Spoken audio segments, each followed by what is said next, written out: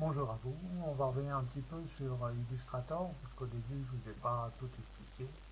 Donc, petit piqûre de rappel, Illustrator c'est des dessins vectoriels. Donc on part d'un point, on en calcule un autre, et le logiciel se charge de faire le trait. On va revenir un petit peu aussi sur les avantages d'Illustrator. C'est-à-dire que si on zoome sur le trait, comme vous pouvez le voir, le trait est parfaitement lisse, il n'est pas pixelisé, il n'y a pas des petits carrés qui se succèdent. C'est un trait bien net. On va revenir sur une échelle un peu plus intéressante.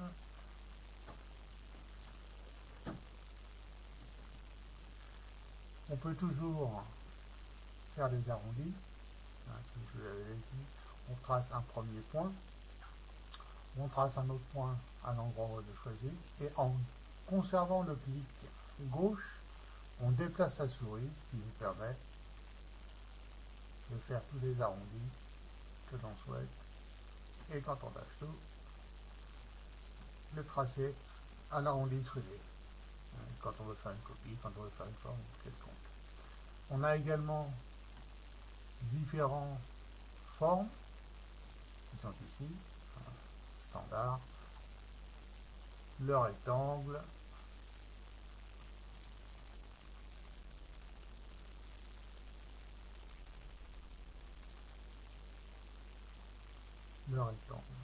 arrondi,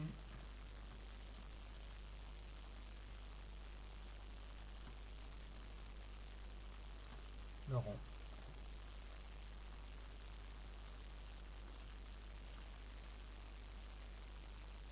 Le polygone, l'étoile et l'outil halo. Alors l'étoile, on va en mettre une petite étoile ici. Alors vous voyez que l'étoile, on peut la calibrer et l'orienter. Le diable crawlé, l'étoile américaine. Voilà. Alors une autre possibilité, si on veut joindre ces différents dessins, on a ici différents crayons, crayon à relief, crayon gomme, crayon de jonction. On va prendre l'outil gomme, on va choisir une de ces formes, on va prendre celle-ci, et avec la partie gomme, on va enlever toute la partie, tout le dessin qu'on ne veut pas. Voilà. Ensuite, on va choisir celui-ci. Alors, on n'efface pas, vous voyez, le tracé complet. On efface juste les parties qui nous ont utiles. Voilà. Ensuite, on va aller faire un petit tour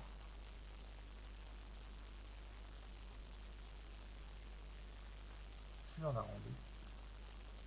Et on va pouvoir enlever qu'une partie de ce rond. Voilà. Là, on pourrait presque croire qu'on a commencé un petit mono. Effectivement, ça vous permet de coefficient de faire ce genre de dessin. Voilà les premières explications de ce tuto spécifique à Illustrator. Et c'est avec ce principe-là que je dessine tous mes persos. Allez, à plus tard.